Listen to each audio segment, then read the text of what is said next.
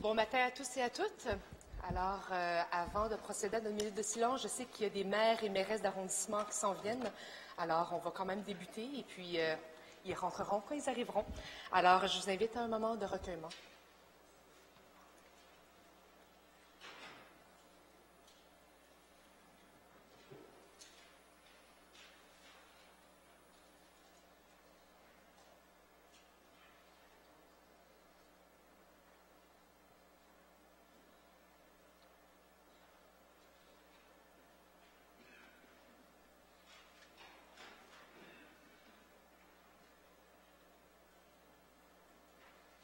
Je vous invite à prendre place. Alors, bon matin à tous et à toutes. Bon retour à ce conseil municipal. Avant de débuter la période de questions du public, j'aimerais simplement rappeler que la commission de la présidence a démarré une consultation publique sur la période de questions. Et donc, j'en profite pour lancer l'appel aux citoyens et citoyennes qui sont avec nous ce matin. On a également laissé des feuilles un petit peu partout à l'Hôtel de Ville pour vous informer des dates et des lieux de cette consultation publique. C'était d'ailleurs une demande qui avait été faite notamment par des aînés, des groupes d'aînés qui n'étaient pas nécessairement connectés aux ordinateurs et qui souhaitaient avoir cette information sous forme de papier. Et donc, ces documents sont disponibles autant dans l'antichambre de l'opposition que dans le hall d'entrée. Alors, je vous invite à vous informer sur les dates et les lieux parce que ça s'approche. Et donc, sans plus tarder, on va débuter avec la période de questions du public. Et donc, je vais commencer par accueillir M. Jocelyn Lehain dans la salle du Conseil pour une question sur les caméras corporelles du SPVM. Bonjour, M. Lehain. Bonjour à toute l'Assemblée. Bienvenue. Alors, je m'appelle Jocelyn Lehain et ma question, c'est concernant les caméras sur les policiers. Alors, j'ai 5 points. Le premier point, c'est que vous refusez un projet de caméra placé sur les policiers. J'ai 4 points pour appuyer ma question qui va venir par rapport à ça. Il y a beaucoup de contestations sur le travail des policiers. Certains policiers qui interdisent de filmer et d'avoir des témoins. Je pense qu'on a eu dernièrement un aperçu dans les médias où des policiers donnaient des coups de matraque à des personnes qui étaient témoins. La déontologie policière qui refuse de confronter les policiers sur la vérité des faits. Donc, ça veut dire que quand il y a un événement, s'il n'y a pas de caméra, il n'y a rien, parce qu'on ne peut pas les confronter entre eux. Et la police a un quota d'effraction obligatoire, et la famille dans la police n'aime pas l'ingérence. Alors ma question, là maintenant, est-ce que les fausses effractions pour atteindre les quotas obligatoires et l'ingérence dans la police seraient plus le motif, plutôt que de prétendre que ce projet coûte cher? Merci pour votre question, M. Lehain. Madame Goulet, à vous la parole. Oui, merci, Madame la Présidente. Merci, M. Lehain, d'être revenu ce matin pour poser votre question. Vous étiez inscrit hier. Merci beaucoup. C'est très apprécié. Écoutez, nous avons récemment pris la décision de ne pas aller de l'avant avec le projet pilote sur les caméras corporelles porté par les patrouilleurs. C'est un projet pilote qui a été mené de façon très rigoureuse par le SPVM. Il s'agit d'une décision responsable de notre administration. Beaucoup d'autres villes, d'autres corps de police sont arrivés au même constat. La ville de Toronto, la police provinciale de l'Ontario, par exemple, ou la GRC. Alors, on a pris cette décision-là. C'était important parce qu'on sait qu'on peut penser que les caméras corporelles peuvent rétablir le climat de confiance avec la police. Mais il y avait d'importantes lacunes qui ont été constatées lors du projet pilote et on ne pouvait pas ne pas y faire face, ne pas les regarder. Au plan technologique, au plan opérationnel, il y avait des lacunes. Les vidéos étaient souvent fragmentaires. Il y avait le traitement administratif était également très lourd. Quelle est la place du vidéo, par exemple, dans le rapport des policiers? C'était quelque chose. Le caviardage aussi des vidéos était quelque chose de très lourd administrativement. Et lors de la séance de la CSP, je ne sais pas si vous l'avez vu, mais on a soulevé aussi d'autres enjeux importants qu'apportent ces caméras-là. Et en conclusion? par exemple, leur impact dans les processus judiciaires qui n'a pas du tout été évalué, puis qui relève, dans le fond, du ministère de la Justice ou du ministère de la Sécurité publique. En conclusion. Il y avait aussi des impacts éthiques. Alors, je peux vous rassurer quand même que nous restons en veille technologique sur cette technologie-là et nous suivons de près ce qui se fait dans les autres villes. Merci. Merci beaucoup. Monsieur Lehun, souhaitez-vous poser une deuxième question? Oui, par rapport à ça, vous avez dit que, je suppose, vous maintenez que la SPVM ne vous a pas appuyé dans ce projet-là. Merci pour votre deuxième question. J'ai bien compris, vous dites que le SPVM ne nous a pas appuyés? Non, dans cette Non, c'est eux qui ont mené le projet pilote auprès d'à peu près plus de 75 patrouilleurs pendant plusieurs mois. Mais écoutez, je sens votre préoccupation dans tout ce qui concerne la lutte contre le profilage racial et social au sein du SPVM. Nous sommes très, très concernés par cette question-là. Nous avons d'ailleurs adopté en décembre un plan ambitieux, très concret, qui n'a jamais été adopté avant de façon aussi ambitieuse à la Ville. On prévoit de la formation pour les policiers, la production d'indicateurs qui vont nous mener. Alors, ce sont des moyens systémiques, de la formation, de la sensibilisation, le déploiement de bonnes initiatives qui existent déjà, mais qui méritent d'être déployées à grande échelle auprès des populations marginalisées ou racisées. Donc, on est vraiment concernés par cette question-là et on va suivre le déploiement de notre plan de prévention contre le profilage dans les prochaines années, avec une reddition de comptes à la Commission de la Sécurité publique et vous y êtes invités. Merci. Merci, M. Lehun, pour vos Bonne questions. journée. Bonne journée. J'invite maintenant M. Yves Daou à rentrer dans la salle du Conseil.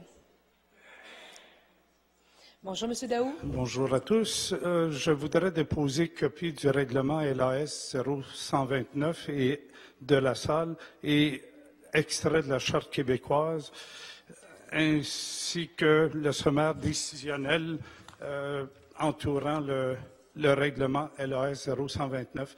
Je sollicite l'attention des journalistes sur le sujet de mon intervention. Je me questionne sur l'adoption du règlement le 4 mars 2019 concernant le droit de visite et d'inspection LAS 0129 qui permet à tout fonctionnaire employé de l'arrondissement La Salle d'un droit de visite d'examiner toute propriété intérieure extérieure de maison, bâtiment, moyennant un ding-dong à la porte, avec obligation du propriétaire ou occupant du lieu visité de laisser pénétrer pour la visite, sans quoi, devant refus, amende de 1 000 pour la première infraction et 2 000 pour les suivantes. Madame Barbe, comment pouvez-vous expliquer ce nouveau règlement à la salle alors que même les policiers ont besoin d'un mandat de la Cour pour entrer dans un domicile à moins d'un état d'urgence qui met en jeu la sécurité? Merci pour votre question, M. Daou. Madame Barbe, à vous la parole. Oui, merci beaucoup, Madame la Présidente. C'est avec plaisir que je vais répondre à cette question. Alors, il faut savoir que c'est la demande du service des affaires juridiques de la Ville de Montréal que la salle a ajusté son règlement à celui de Montréal pour permettre aux inspecteurs de visiter les immeubles si un propriétaire ne veut pas laisser entrer l'inspecteur. Alors, c'est question d'ajuster notre réglementation pour les inspecteurs en salubrité et tout autre dossier qui demande de rentrer dans un logement. Merci, Mme Barbe. M. Daou. Merci, Mme Barbe. Mais devant tout règlement d'arrondissement de ville, scolaire, provincial, fédéral et d'entreprises privées, doivent être en respect avec les chartes des droits de la personne du Canada ou du Québec, selon le cas. Comment peut-on adopter ce règlement qui ne respecte pas l'article 7 de la Charte québécoise des droits de la personne qui prévoit que la demeure est inviolable? Merci, M. Daou. Et comment un conseil juridique peut donner une directive d'aller dans cette direction si ça va à l'encontre de la Charte des droits de la personne?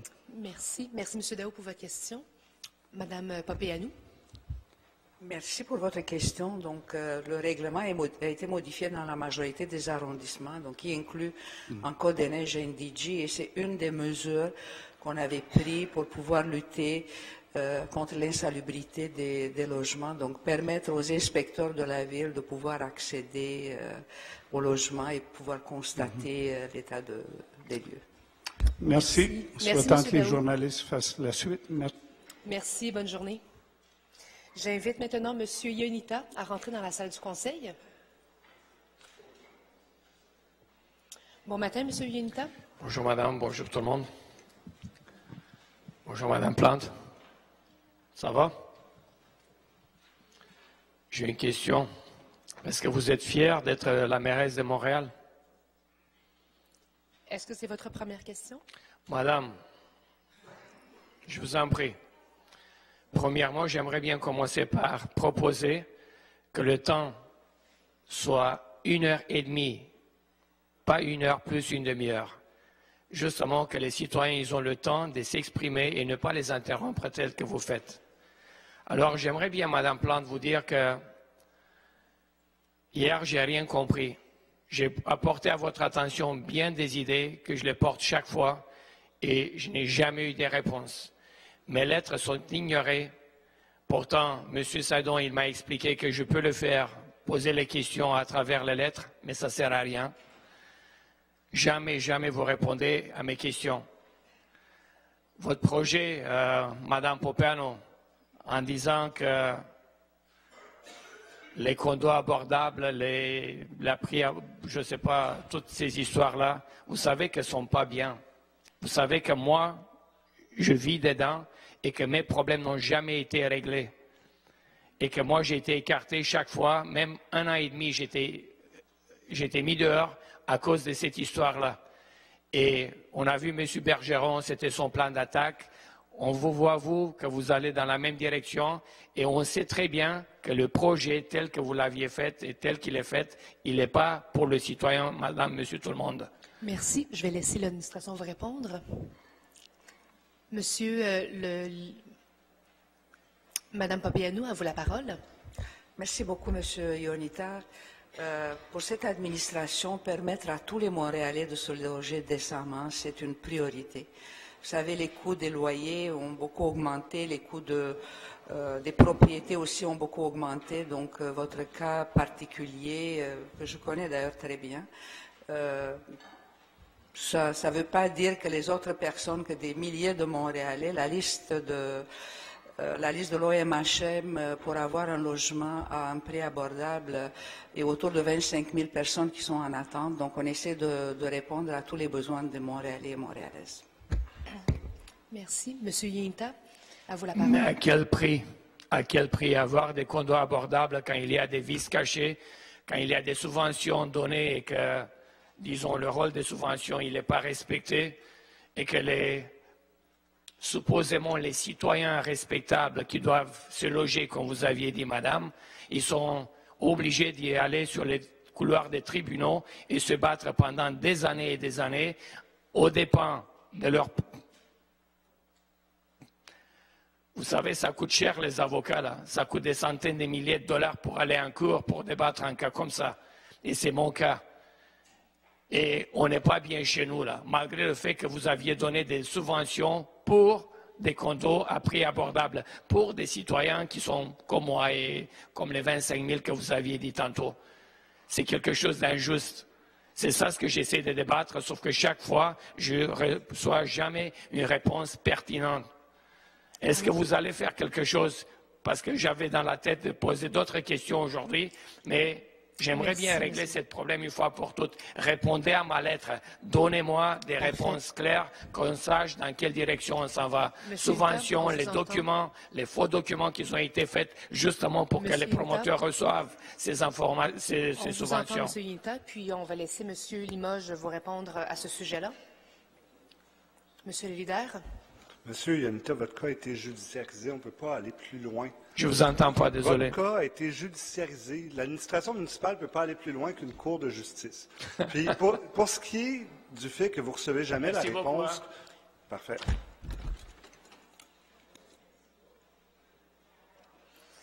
Alors, on va inviter la prochaine personne à rentrer dans la salle du Conseil, M. Michel Labelle.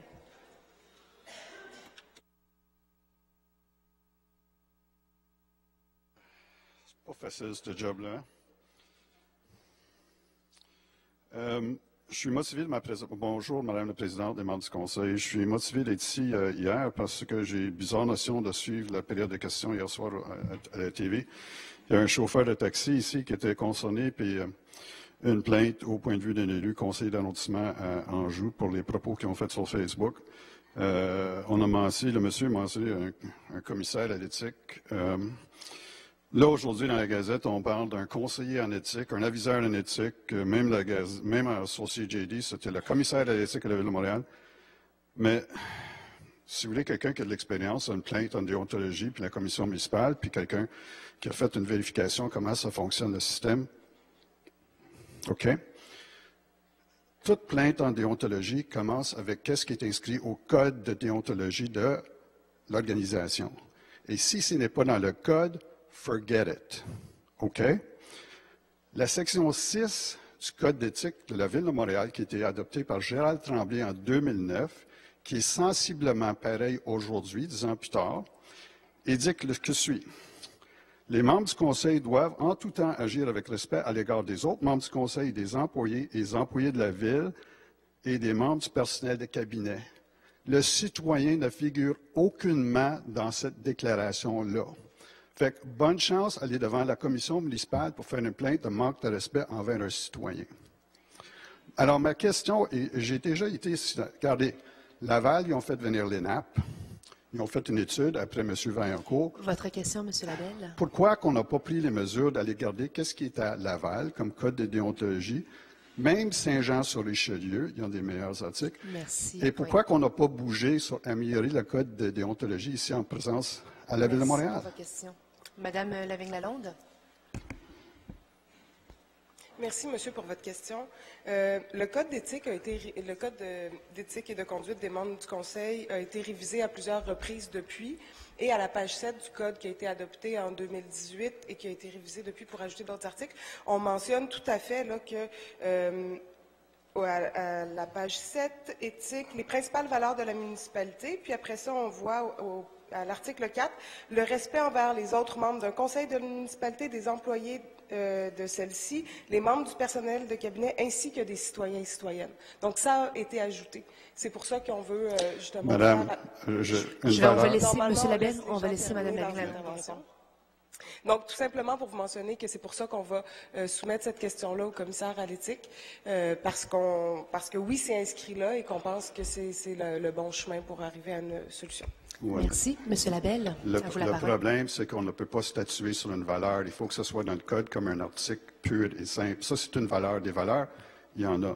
Mais la question que j'ai posée, et je ne comprends pas avec cette nouvelle administration, qu'on n'a pas pris les mesures de garder. Regardez, on est la plus grande ville dans la province de Québec. C'est nous qui devrons avoir le meilleur code de déontologie pour gérer l'organisation ici. M. Perez veut avoir ISO ici, avec une culture d'intégrité et d'éthique. Ça commence avec le code. Parce que, regardez, dans mon cas personnel à Laval, qu'est-ce qu'il dit? Les membres ou l'employé politique doit respecter les lois et règlements en vigueur, ainsi que les politiques et directives procédures de la Ville. Il y avait une madame ici hier soir qui était très préoccupée par la participation, les consultations publiques, la perte de référendum. On a besoin des outils, nous les citoyens, pour nous protéger des organismes politiques, pour nous donner un petit peu plus le levier sur la gouvernance des gens qui nous représentent. En ce moment, ça n'existe pas à la Ville de Montréal. Est-ce qu'on peut penser, alors ma deuxième question, est-ce qu'on peut penser à commencer à regarder le code de façon sérieuse pour que justement ça donne plus de dents et faire reconnaître des gens qui sont ici depuis longue date, qui ont quand même des règles à respecter? Merci pour votre question. Merci. Madame Lavigne-Lalonde. On fait un travail continu, je dirais, pour l'amélioration du code d'éthique et de conduite des membres du Conseil. On a aussi fait un travail considérable sur la politique du respect de la personne pour inclure la communauté montréalaise, pour s'assurer justement d'encadrer le plus largement possible. C'est un travail qui est en continu. On a déjà fait quelques révisions là, depuis le début de ce mandat-ci et il y en aura probablement d'autres à venir éventuellement. Donc, c'est évidemment des éléments qu'on va regarder, qu'on va continuer à travailler parce que depuis celui que vous mentionnez en 2006, là, il y a eu énormément de travail qui a été fait et on va poursuivre dans ce sens-là. Merci. Merci, M. Labelle, pour vos questions. Bonne journée. J'invite maintenant Mme Souad Bounakla à rentrer dans la salle du Conseil. Bon matin. Bon matin. Madame la Présidente, bonjour. Mesdames et Messieurs, bonjour. Je me nomme Swat Bounakla, je suis la présidente fondatrice de l'association Al Arabia Québec, basée à la ville d'Anjou, à l'arrondissement d'Anjou. Nous œuvrons pour un rapprochement interculturel et la démystification des enjeux relatifs à la culture arabo-musulmane depuis 2005. Donc, je suis là comme représentatrice de mes citoyens, mes concitoyens aussi, parce que notre association, je ne suis pas là seulement pour la communauté musulmane, mais je suis là pour tout le monde, toutes les personnes qui défendent des valeurs de respect et de vivre ensemble. Donc, j'aurai probablement pas l'occasion de rencontrer Monsieur le maire lors du prochain conseil d'administration. C'est pour ça que je voudrais poser la question aujourd'hui concernant les propos de notre conseillère en qui on a fait confiance concernant ces propos haineux qui sont stigmatisants et il y a beaucoup de personnes qui sont indignées. Je viens ici juste pour... Je sais que j'ai entendu un petit peu, le code éthique ne peut pas exiger la démission d'une personne pareille, mais je voudrais poser la question à Monsieur le maire. Pourquoi est-ce qu'il garderait une personne dans son caucus? Pourquoi est-ce que, s'il se dissocie de ces propos-là, pourquoi est-ce qu'il garderait, il serait associé à une personne qui attise la haine et qui, excusez-moi, on a vérifié, elle fait partie d'un groupe que vous connaissez peut-être, la Meute. Et ça, c'est dangereux. Alors, nous sommes très inquiets. Merci pour votre question. Monsieur le maire d'Anjou, je vais vous laisser la parole. Merci. Écoutez, je vais répéter ce que j'ai dit hier. C'est clair qu'on ne s'associe pas d'aucune façon au propos de Mme Chand. Elle a dit ce qu'elle avait à dire. Il y a des représentants de la communauté arabe Anjou, avec qui je parle aussi, qui sont, eux, dignement identifiés comme les personnes qui sont responsables du centre culturel Anjou. J'ai parlé avec c'est pas un imam, mais c'est le responsable. Et j'ai parlé avec lui hier. Lui, il représente sa communauté, comme j'ai parlé avec d'autres personnes. De la même façon qu'on me dit qu'elle fait partie de la Meute, on fait des vérifications, on n'est pas capable de démontrer ça. C'est actuellement des oui-dire. Moi, des oui-dire, bon, j'en ai déjà entendu dans le passé. C'est certain que moi, on rencontre Mme Chand demain pour avoir plus d'informations sur ce qu'il en est. Et puis, on verra en temps et lieu. Chose qui est certaine. Et même, je sais que Madame, elle a même parti une pétition qu'on me demande à moi de m'excuser pour ce que Mme Chand. Ce n'est pas une politique de mon parti, là.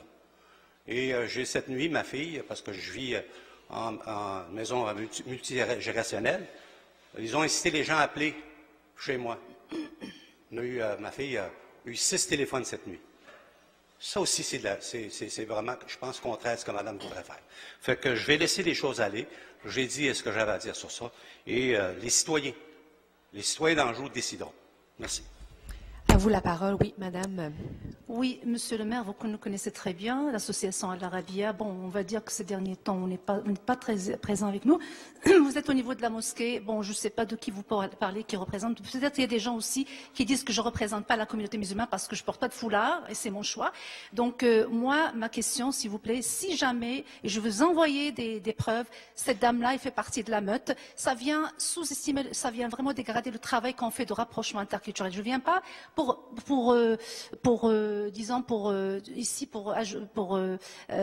attaquer personne. C'est pas notre discours, mais juste on est inquiet pour le bon vivre à Anjou. Parce que vous allez voir le prochain conseil, monsieur le maire, vous allez assister à une présence. Je veux avoir une réponse. Si vous découvrez que vous avez la preuve, est-ce que vous allez la dissocier de votre caucus? C'est tout. Merci pour votre Merci question. à vous, est-ce que vous voulez entendre la réponse, madame? Oui. Monsieur le maire, à vous la parole. Madame l'a bien dit, on va voir au prochain conseil, c'est ça. Écoutez, on veut se dissocier de toute forme de radicalisation ou quoi que ce soit. Je pense que dans le cas de Mme Chand, ce qu'on me dit actuellement, là, on est en train de faire des vérifications.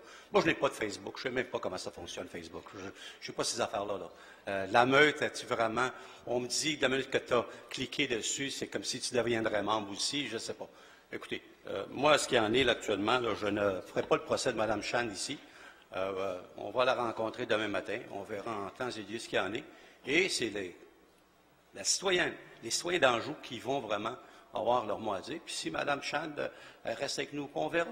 Et puis, après ça, il y a des élections aussi dans 4 ans. Madame, dans le passé, s'est déjà présentée. Elle sait ce que c'est. D'accord? Merci. Merci. Merci pour vos questions. Bonne journée. Alors, ceci met fin à la période de questions du public. Et puis, nous allons démarrer avec la période de questions des membres du Conseil. Alors, je vais donner la parole à Monsieur le chef de l'opposition. À vous la parole, Monsieur le chef de l'opposition. Merci, Madame la Présidente. Hier, on a appris que le gouvernement a l'intention de présenter son projet de loi sur la laïcité et sur la neutralité de l'État ce jeudi. Sans avoir le texte exact, nous connaissons les grandes lignes, nous connaissons les dispositions qui vont être incluses, notamment l'interdiction à toute personne dans la fonction québécoise de porter un signe religieux lorsque cette personne-là est une personne d'autorité, notamment les policiers, les constables et autres. On apprend également qu'ils vont invoquer la clause dérogatoire, donc on ne pourra pas contester la loi devant les tribunaux. Vous êtes déjà prononcé à cet égard un avis, une position que nous partageons, Madame la mairesse. Nous pensons qu'effectivement, il faut évaluer les personnes sur leurs habilités, sur leurs fonctions. Ma question est très simple. Quelle sera la réaction de Montréal, de votre administration, face à cette loi? Avez-vous l'intention de l'appliquer concernant la fonction publique montréalaise, notamment pour les membres du SPVM? Merci. Merci, Monsieur le chef de l'opposition. Madame la mairesse. Oui, merci beaucoup, Madame la Présidente. S'il y a une chose sur laquelle je pense qu'on peut tous être d'accord, c'est que en ce moment, le climat est tel que de sauter aux conclusions ou de spéculer sur un projet hypothétique n'est pas une bonne idée. Et j'ai bien l'intention de continuer à suivre cette ligne. J'ai toujours dit que j'allais me prononcer sur ce projet de loi sur la laïcité une fois que je l'aurais entre les mains. Oui, il semble y avoir certaines informations, mais vous savez quoi? Tant et aussi longtemps que je n'aurai pas ce projet de loi entre les mains, je ne vais pas spéculer. Et pour ce qui est pour le reste, je l'ai toujours dit que pour moi, l'important, c'est de... Je veux absolument m'assurer que tous les Montréalais et Montréalaises, peu importe qui ils sont, peu importe où ils vivent sur les territoires ou ce qu'ils portent, ils ont droit à recevoir les services auxquels ils ont droit, comme Montréalais et Montréalaises. Et ça, je vais tenir cette ligne par rapport au projet de loi, mais encore une fois, en n'ayant pas toutes les informations. Comme on dira mon Québécois, je vais me garder une petite gêne. Merci. Merci, Madame la mairesse. Monsieur le chef de l'opposition. Merci, Madame la Présidente. Merci, Madame la mairesse, pour la réponse. Mais je pense qu'on est bien au-delà de la spéculation. On ne parle pas exactement d'une virgule ou bien d'un tiret. On parle exactement sur l'engagement qu'a fait le gouvernement CAQIS dans sa plateforme, les obligations et les engagements qu'ils ont répétés à cet égard. Il n'y a pas de surprise. Il n'y a pas de surprise spécifiquement sur l'élément de quelqu'un qui aura un symbole religieux. Il sera interdit lorsqu'il sera en position d'autorité. Alors, la réponse, Madame la mairesse, je la comprends, mais également, elle est un peu timide. En tant que mairesse de la métropole, en tant que mairesse de Montréal, sa population s'attend à ce qu'elle démontre un grand leadership sur cet enjeu-là, afin de défendre la fonction publique montréalaise, afin de défendre les droits et libertés fondamentaux que nous partageons tous. Et en conclusion? Alors, en conclusion, on sait que Madame la mairesse n'a pas hésité sur les enjeux de la ligne rose, de pouvoir contester le gouvernement. Pourquoi est-ce qu'elle demande plus de timidité sur cet enjeu-là, plutôt que sur les enjeux de la mobilité? Madame la mairesse. Je trouve qu'on mélange des pommes, on parle de pommes et d'oranges. La ligne rose, en fait, je me suis toujours élevée au-dessus des débats pour parler de la grande importance d'avoir de la mobilité à Montréal. Et je vais continuer à défendre cet enjeu-là, qui inclut la ligne rose, mais qui inclut une panoplie d'autres éléments. Et pour ce qui est du projet de loi du gouvernement, encore une fois, je pense que j'ai affiché très clairement mes couleurs, à savoir que Montréal, nous allons continuer, nous souhaitons défendre les intérêts des Montréalais et des Montréalaises, avoir droit aux services auxquels ils ont droit. Mais encore une fois, je constate que les élus, on le disait plus tôt hier, on doit s'élever au-dessus du débat, il faut s'assurer, il faut y aller avec prudence et je n'ai pas du tout l'intention, avant le dépôt de ce projet de loi, de me lancer dans la mêlée avec des spéculations. Je pense que c'est en fait très responsable de ma part, c'est également très respectueux de suivre le processus processus, c'est la prérogative du gouvernement du Québec de faire un projet de loi et on en jasera par la suite, mais c'est la bonne chose à faire pour calmer le jeu, pour s'élever au-dessus de la mêlée comme on s'attend de la part de nous tous et toutes. Merci beaucoup, Mme la mairesse. Madame la leader de l'opposition, à vous la parole. Merci beaucoup, Madame la Présidente. Bon matin. Bon matin. Alors, avec le nouveau programme de compensation financière, la Ville de Montréal souhaite octroyer 25 millions jusqu'en 2020 pour compenser les commerces ayant subi les pertes suite à des travaux. En 2009, la Ville a élargi le programme du point de vue géographique. On se souviendra de Mme Maryse Quentin, propriétaire d'un commerce à Montréal, qui avait expliqué la lourdeur du fardeau administratif lié à cette mesure. D'autres commerçants avaient, à l'époque du dévoilement du programme l'année dernière, expliqué que le montant maximal, soit 30 000 $, sous-évaluait grandement ce que coûtaient réellement les travaux devant leur commerce. Au mois de novembre dernier, l'administration avait annoncé s'attendre à recevoir 1100 demandes de compensation. Alors évidemment, vous comprendrez que ces enjeux importent à Ensemble Montréal et plusieurs questions se posent pour s'assurer que le programme soit bien fait.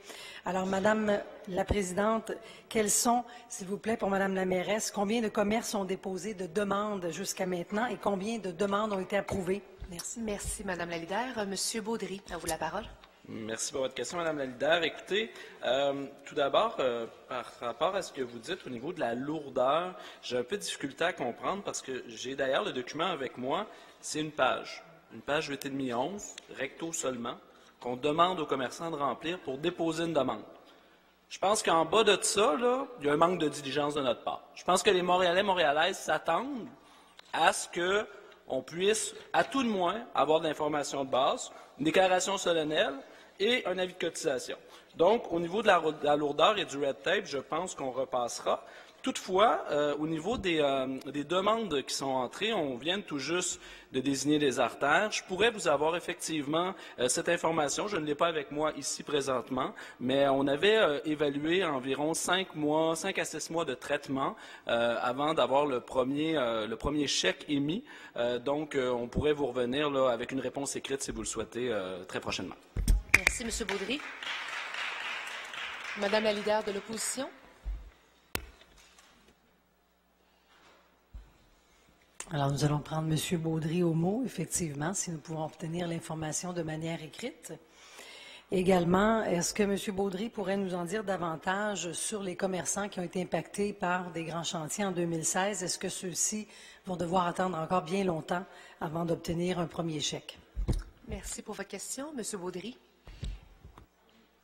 Je l'ai dit, je l'ai répété.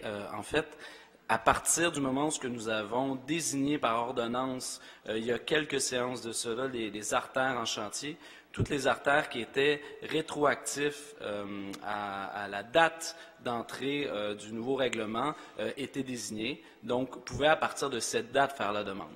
Alors, le temps de traitement reste le même pour ceux de 2016 comme pour ceux de 2017 ou 2018. Merci, M. Baudry. Alors, nous allons prendre s'il y a des questions de la part des autres partis. Non? Parfait. Alors, on va ouvrir la période de questions dans 3, 2, 1. Monsieur Rotran, à vous la parole. Merci. J'ai 2 questions qui touchent les symboles religieux. Je commence avec la mairesse.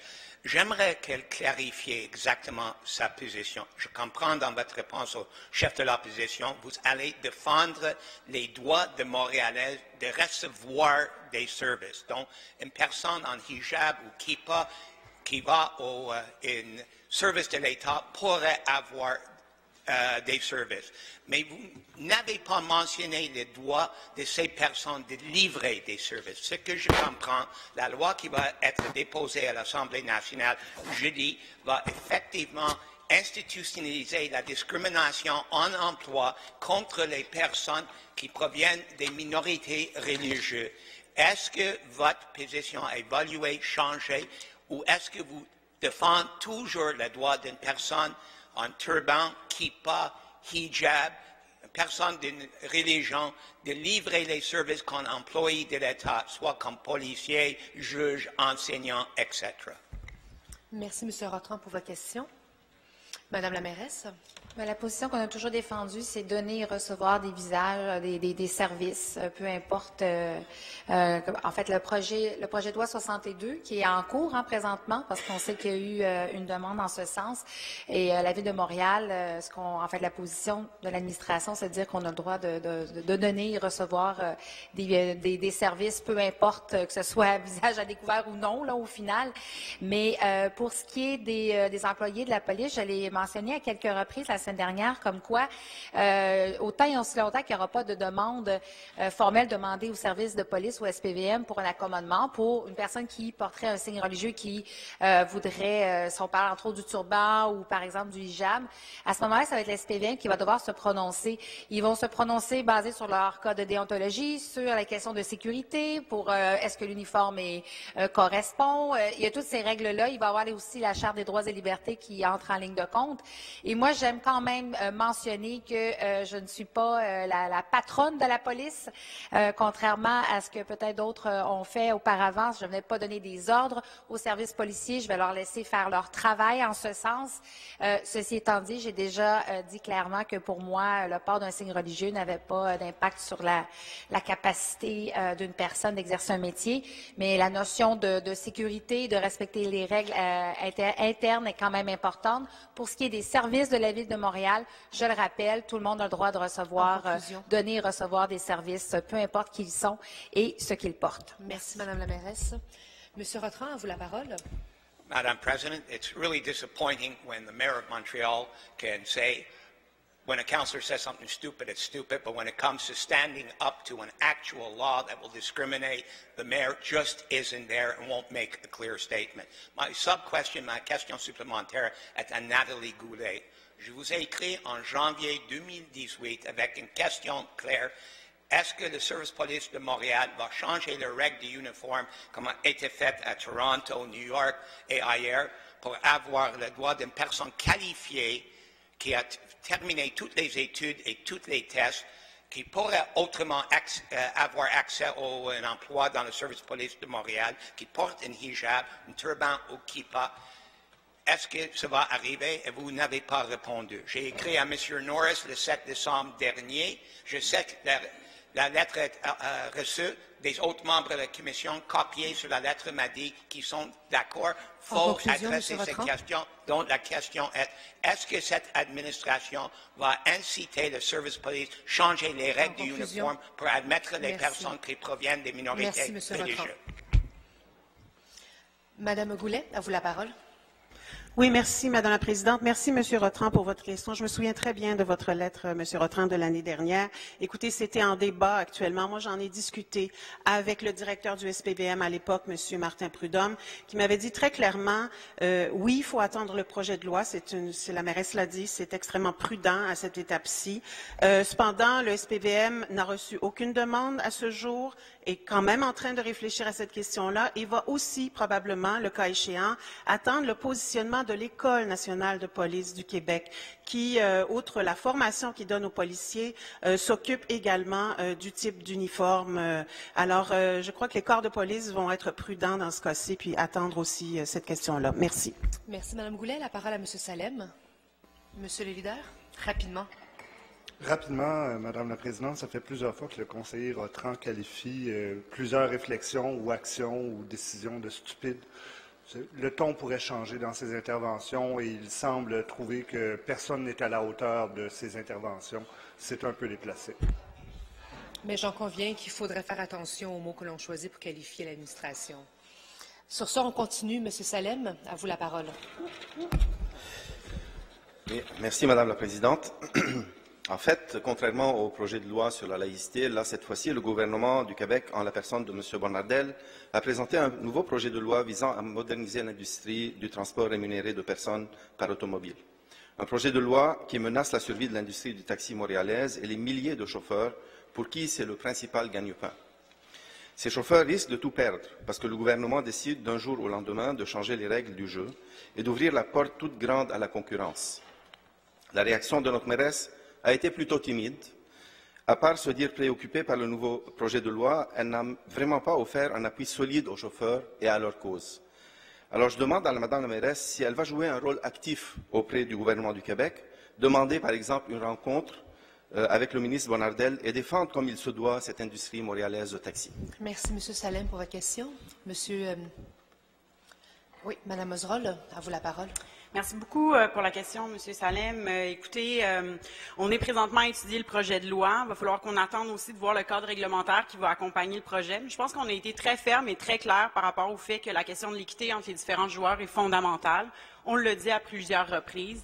Par ailleurs, là, le projet est déposé. Il y aura une commission parlementaire. Moi, j'ai rencontré dans les dernières semaines tous les acteurs de l'industrie, que ce soit les intermédiaires, que ce soit les chauffeurs, que ce soit les groupes de représentants des chauffeurs, que ce soit les propriétaires.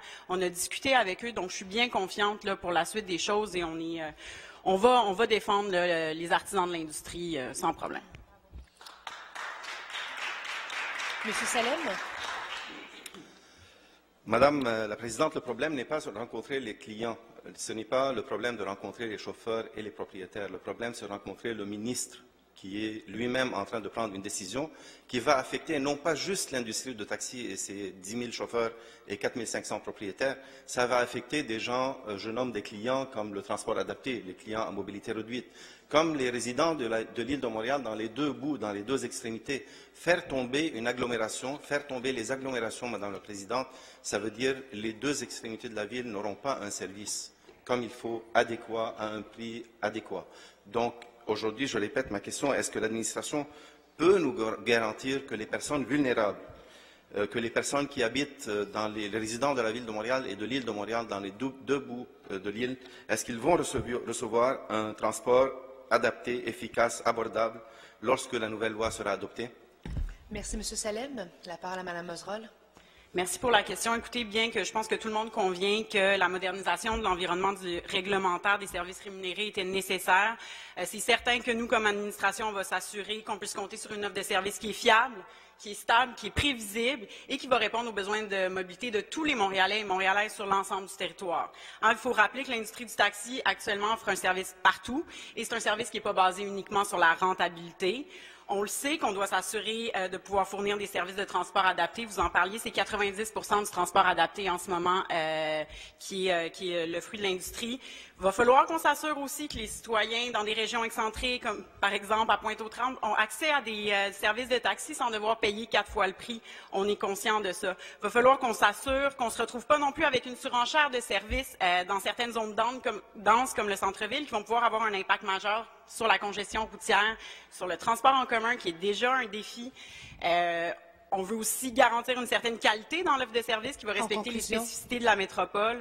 Je pense qu'il faut saluer les efforts qui ont été faits dans les dernières années par les artisans de l'industrie et par la Ville pour se renouveler, pour augmenter leur standard de qualité. Puis on va continuer à travailler dans ce sens-là. Merci, Mme Osroll. Alors, ceci met fin à la période de questions des membres du Conseil. Madame la leader de l'opposition. Oui, nous demandons une prolongation de 7 minutes, appuyée de mon collègue Francesco Miele. Parfait. Alors, prolongation acceptée. On poursuit. Monsieur Sarri, à vous la parole. Merci beaucoup, Madame la Présidente. Il y a déjà 2 mois, l'administration de Madame Valérie Plante a annoncé qu'elle n'allait pas de l'avant et qu'elle n'allait pas procéder avec le projet des caméras portatives pour le service de police de la ville de Montréal. Pendant ce temps, oui, il y a d'autres villes qui ont fait le même choix, mais il y a plusieurs d'autres qui ont choisi d'aller de l'avant, notamment la ville de New York, la ville de London en Grande-Bretagne, qui ont équipé leurs policiers de caméras portatives. Aussi Londres, comme je viens de le dire, et d'autres villes. Nous n'oublierons jamais cette décision qui a été, qu'on peut qualifier de précipitée, mal avisée, qui démontre que l'administration refuse de prendre ses responsabilités et préfère seulement de se faire dicter quoi faire par le SPVM, dont les policiers, clairement dans leur rapport, disaient qu'ils ne voulaient pas être surveillés et rendre des comptes. Alors, comment cette administration peut-elle regarder la population montréalaise, les citoyens montréalaises et montréalais dans les yeux et justifier cette décision si peu courageuse, surtout sans avoir mené aucune consultation publique à cet égard? Merci, M. Sarri, pour votre question. Madame Goulet, à vous la parole.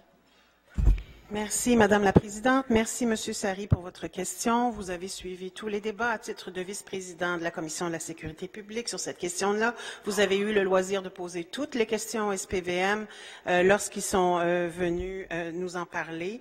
Écoutez, j'ai dit tout à l'heure au citoyen, Monsieur Lehun, qui est venu, qu'il s'agissait d'une décision responsable de l'administration. Je pense que ça suffit de faire des procès d'intention, en tout cas au SPVM, sur cette question-là. Nous avons amplement documenté cette question-là. Le projet pilote était rigoureux. Et d'ailleurs, c'est tout à fait faux que pour la Ville de New York, ils sont allés de l'avant avec ce dossier-là. Tout à fait. Merci. Monsieur Sari, à vous la parole. Je demanderai à Madame la conseillère peut-être de vérifier un peu avant de dire que c'est faux. Puis en même temps, je vais vous dire la même chose, que dire aussi que la Ville de Toronto a refusé d'aller de l'avant avec le projet. Au contraire, ils sont toujours en consultation publique, au contraire de la Ville de Montréal. Nous, on n'a même pas pris la peine de consulter la population.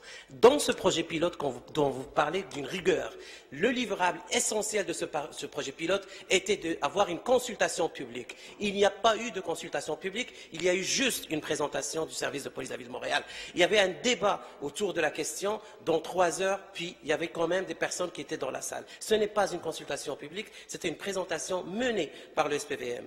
Encore une fois, on parle aussi de profilage racial, on parle de perception de profilage social et racial. L'administration n'a-t-elle toujours pas compris? Rappelons l'arrestation musclée qu'on a eue d'un père le mois dernier qui a été faite devant sa fille et ses enfants. Nous a donné un exemple très clair de situation dans laquelle des caméras portatives auraient été très utiles. Vous parlez d'un projet rigoureux, vous parlez d'un projet où il y avait un échantillonnage très faible, madame. En conclusion, de combien d'incidents avec du profilage racial ou social cette administration a-t-elle vraiment besoin pour enfin poser des bons gestes et munir les policiers des caméras portatives ou au moins consulter la population? Merci, M. Sari. Je sais aussi à rappeler que le mot « faux » est un propos antiparlementaire. Je vous demanderai d'utiliser un autre mot. Excusez-moi. À vous la parole. Excusez-moi, Madame la Présidente, je retire ce mot. Merci, Madame Goulet. Écoutez, la séance, il y a eu consultation du public. Les parties prenantes étaient présentes. Nous avons tenu une séance publique de la Commission de la sécurité publique à cet effet. Des enjeux très importants aussi ont été soulevés, je l'ai rappelé tout à l'heure, lors de la séance, sur l'impact du traitement des vidéos recueillies sur le processus judiciaire. Le système judiciaire n'est pas prêt à recevoir actuellement ces vidéos. Le traitement de ces vidéos, c'est un élément extrêmement majeur qui va impliquer des coûts importants également au système judiciaire. Alors, il faut regarder la question des caméras dans un ensemble, évidemment. Et là, comme je l'ai dit, le ministère de la Justice, le ministère de la Sécurité publique doit être impliqué. Il faut regarder vraiment ce dossier dans sa globalité. Et au plan éthique également, il y avait des questions qui avaient été posées, soulevées sur la protection de la vie privée. Merci beaucoup, Mme Goulet. La parole à M. Baisse. Merci, Madame la Présidente. Pour ceux et celles qui ne savent pas, à Pierrefonds, Ouest surtout, on a une carrière depuis l'année 1960, une carrière de pierre transformée en 99 en site d'enfouissement de matériaux secs. La carrière située à Pierrefonds produit des odeurs nauséabondes. Autant vous dire qu'on reçoit des plaintes des citoyens de Pierrefonds et de Kirkland, pas juste à l'arrondissement, mais à la ville-centre aussi, avec le service de l'environnement. On sait qu'il y a 1 an, l'entreprise, parce qu'on est rendu à la fin, c'est déjà complet, et on travaille maintenant avec l'entreprise pour fermer le site. On sait que l'entreprise a demandé au gouvernement, au ministère de l'Environnement, pour avoir leur certificat de l'autorisation pour installer des capteurs et commencer le processus pour la fermeture. Pas plus tard que le 11 mars dernier, Mme la mairesse rencontrait le ministre de l'Environnement, M. Benoît Charette. De cette rencontre, rien ne laisse penser que Mme la mairesse ait abordé les discussions sur la carrière. Ma question est très simple. Madame la mairesse peut-elle nous dire si elle a abordé l'enjeu de la fermeture de la carrière de Pierrefonds avec le ministre Charette Carrière qui nuit à la qualité de vie de nombreux Montréalais et aussi sûr les gens de Pierrefonds-Ouest et Kirkland. Merci, M. Baisse, pour votre question. M. Parenteau, à vous la parole. Merci, Mme la Présidente. Effectivement, c'est un dossier qu'on suit de près présentement. Au niveau du ministère, jusqu'à tout récemment, on a encore eu la réponse que le dossier est en étude, ce qui est, selon moi, interminable. Ça fait quand même plusieurs mois, années qu'on attend le certificat d'autorisation. La Ville de Montréal a donné tout ce qu'il fallait pour que le ministère puisse émettre le certificat d'autorisation. Maintenant, on a bien hâte que l'exécution soit faite. On pousse, nous aussi, du côté du ministère pour que le plus rapidement possible, et je pense que c'est sur les délais, justement, de fermeture, la capacité, là, que l'entrepreneur et le ministère ne s'entendent pas sur un de ces points. Mais somme toute, je pense qu'avant tout, c'est les citoyens qui subissent les inconvénients, là, les inconvénients au niveau des odeurs, surtout de la décomposition du matériel. Alors, oui, on travaille avec vous, puis n'hésitez pas, je pourrais communiquer avec vous avec les dates précises, avec les demandes qui ont été faites au ministère. Merci, M. Parenteau. Excellent. Bien, ceci met fin à la période de questions des membres du Conseil. Alors, nous allons reprendre avec l'ordre du jour. C'est vrai. Alors, nous allons revenir à notre point d'hier soir, et il y avait aussi des intervenants qui étaient inscrits à la liste des prises de parole. Alors, c'était M. Baudry, M. Perez et M. de Souza qui souhaitaient prendre la parole. Est-ce toujours le cas? Parfait. Alors, M. Baudry, je vais vous laisser y aller. Juste m'assurer, avant de prendre la parole, s'il n'y avait pas d'autres interventions sur le 80-30-02 dans vos interventions, non? Parfait. Donc, ce sera en droit de réplique. Écoutez, j'étais pas trop surpris de voir un peu de scepticisme là, de la part de mon collègue, là, Monsieur Salem. Par contre, moi, personnellement, et notre administration, on est réellement ravis de ce bilan de cette première année, de cette stratégie de développement économique. On pourrait me prendre au mot en disant que vous faites partie de l'administration, c'est normal que vous êtes ravis, mais également le gouvernement du Québec est ravi quand on a déposé ce bilan-là, de la rigueur à laquelle on a quantifié les impacts, quantifié les mesures que l'on a mises en place pour accélérer le développement de Montréal. Donc, je vais vous le rappeler, c'est dans une brève période de temps, parce que l'année dernière, 2018, c'était vraiment en milieu d'année qu'on a signé cette entente stratégique avec Québec et qu'on a pu, en 2 mois seulement, développer nos 8 plans d'action. Et après, on a eu 6 mois pour déployer les premières mesures qui continuent à être déployées d'ailleurs cette année puis les prochaines années subséquentes. Donc, vraiment un travail titanesque mené par notre service de développement économique, mené par notre équipe politique, dont on est très fiers. Monsieur Salem, Madame la Présidente, posait plusieurs questions. La première question, est-ce suffisant? Bien sûr, si on regarde que les mesures de l'année 2018, ce ne sera pas suffisant. C'est pour cette raison-là que cette stratégie s'étale sur 5 ans. Parce qu'on veut voir aussi les mesures qu'on met en place, pouvoir les mesurer, pouvoir les adapter, pouvoir les transformer, mais aussi d'avoir un horizon long terme, un horizon planifié dans lequel on essaie d'éviter de plus en plus l'arbitraire, mais vraiment d'investir dans des milieux, dans des secteurs d'avenir, dans des secteurs dans lesquels la Ville peut être levier dans ses investissements. Je rappelle que cette stratégie de développement économique est née d'une large consultation de tous les écosystèmes de développement économique. Donc, on a été chercher les besoins, on a été chercher de la donnée, on a été rencontrer les entrepreneurs, on a été rencontrer les commerçants et on va continuer à le faire de façon continue. Donc, effectivement, ces mesures sont des premières mesures, il va y en avoir d'autres. Par contre, les premières mesures qu'on a mises en place, il faut se l'avouer, des mesures quand même fortes, Artère en transformation, qui est une refonte du PRAM de Artère commerciale, où on est beaucoup plus flexible, mais sinon, l'impact qu'on a eu sur la première tranche de 500 000 en réduisant les taxes foncières pour le non-résidentiel, qui va avoir un impact sur près de 90 % du non-résidentiel à Montréal. C'est énorme. Et à ça s'ajoute effectivement notre très intéressant programme de compensation pour les artères qui sont en chantier. Une première au pays. D'autres villes nous contactent encore aujourd'hui pour pouvoir intégrer le même type de programme et regardent la façon dont ce programme-là va être mené. Donc, vraiment, beaucoup d'audace, beaucoup de propositions concrètes qui sont contenues dans ce rapport-là.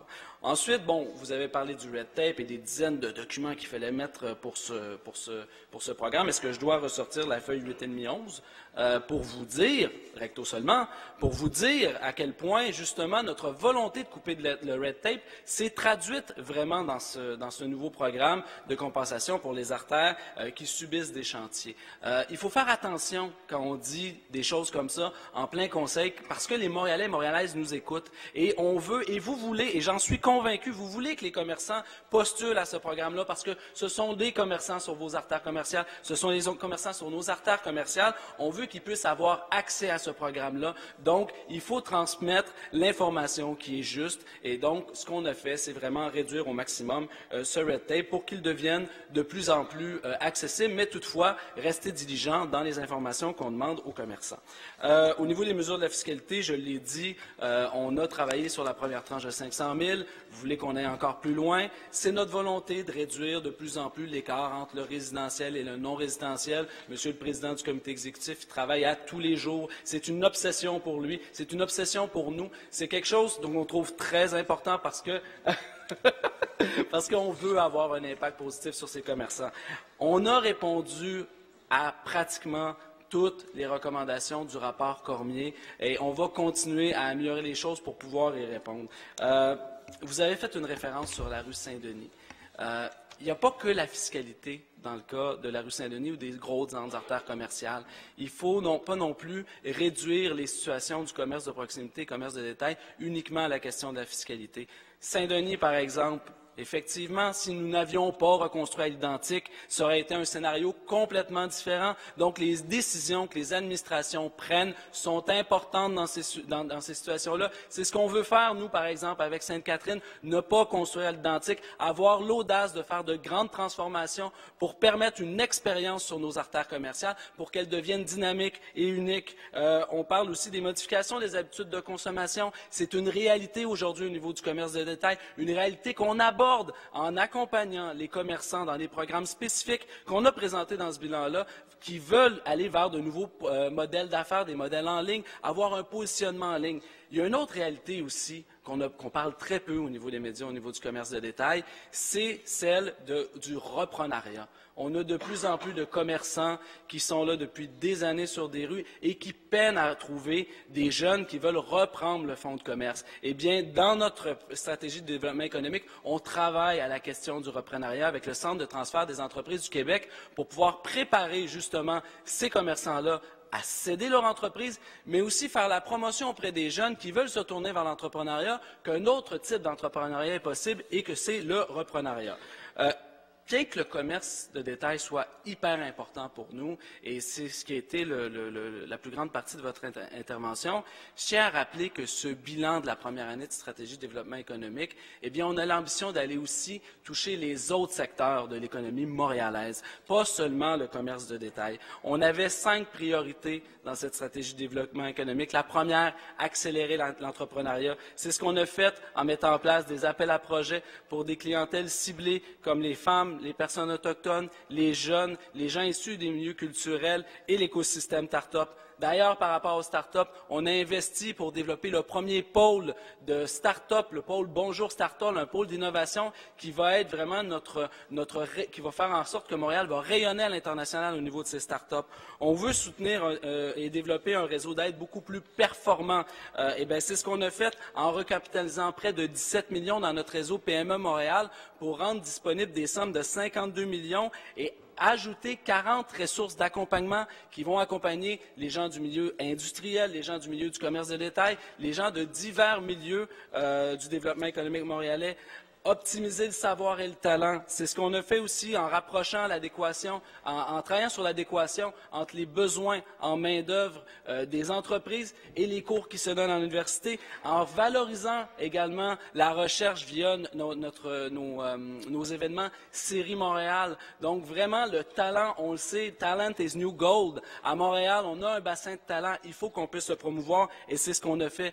Le fait de travailler sur la dynamisation de nos pôles économiques, on a commencé commencer la caractérisation de notre territoire pour connaître vraiment où investir, quelles sont nos concentrations d'industrie. On pense au Milex avec l'intelligence artificielle, on pense à l'est de Montréal où l'économie circulaire et la chimie verte peuvent être des secteurs d'avenir dans lesquels on veut faire en sorte que les investissements de Montréal soient leviers. Et finalement, on a aussi cette volonté-là de développer Montréal à l'international. Et c'est ce qu'on fait dans ce bilan-là, en créant, par exemple, le cabinet créatif ou en faisant en sorte qu'on puisse mener la première mission en économie sociale. L'économie sociale qui est une fierté pour les Montréalais et les Montréalaises. Donc, je vous invite à mettre de côté ce scepticisme-là et vraiment à prendre avec nous cette stratégie de développement économique-là et en faire la promotion au niveau de vos arrondissements, au niveau de vos milieux de vie, parce qu'au final, on travaille tous pour les mêmes personnes. On travaille pour les Montréalais et Montréalaises et pour le développement économique de notre métropole. Merci beaucoup. Merci beaucoup, M. Baudry. La parole à M. le chef de l'opposition. Le 30.03, Madame la Présidente. Allez-y. Je vais être assez brève. Je pourrais revenir après M. de Souza sur le 30.01. À chaque année, on a l'habitude, évidemment, de pouvoir annoncer les mandats de différentes commissions. On le fait habituellement au mois de février, au mois de mars chaque année. C'est quelque chose que je pense, et je lance l'idée, peut-être on devrait réfléchir à faire en sorte que on passe le sommet décisionnel plutôt dans l'année, le mois de décembre de l'année précédente ou bien le mois de janvier. Ça nous permettrait, ainsi que la population, tout simplement un peu plus de temps pour pouvoir mettre de l'avant nos mandats. C'est certain que les commissions n'attendent pas les mandats de façon officielle. C'est certain qu'ils sont déjà au travail depuis la fin de l'année. Mais je pense que c'est quelque chose, tout simplement, je lance l'idée, quelque chose à réfléchir. Peut-être la commission de la présidence pourrait décider ou non de considérer cela à l'intérieur de ses travaux sans recevoir un mandat formel. Vraiment, je lance l'idée.